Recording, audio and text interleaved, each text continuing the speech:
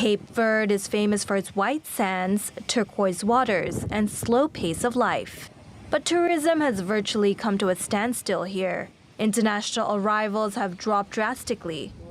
Domingos Pereira was a tour guide before the pandemic. These days, he's a fisherman. But he says there's no one to sell his catch to. Instead, he brings a fish home to his family. Before COVID-19, there were so many tourists here, especially at this time of the year. But now, no one comes anymore. Cape Verde is dependent on tourism. It makes up a quarter of the country's gross domestic product. In 2019, the African island nation welcomed 800,000 holidaymakers, mainly from Europe.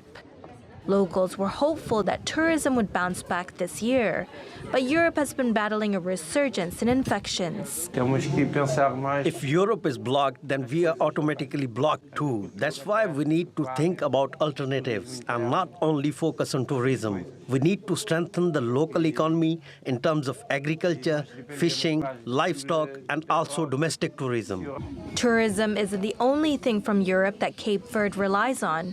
The country lacks fresh water and arable land, so it's forced to import 90% of what it consumes from Spain, Portugal, and Italy.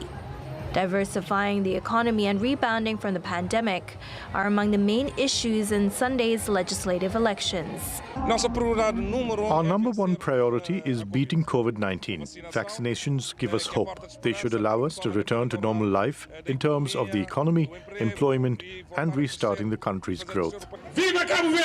The Prime Minister is running for re-election, and his Movement for Democracy party is up against the Socialist Party led by Janira Hopfer Almada.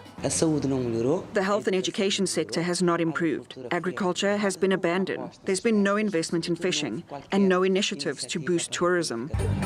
The campaign has been marked by festive rallies and promises of change that have been welcomed by locals, holding out hope for the return of tourists.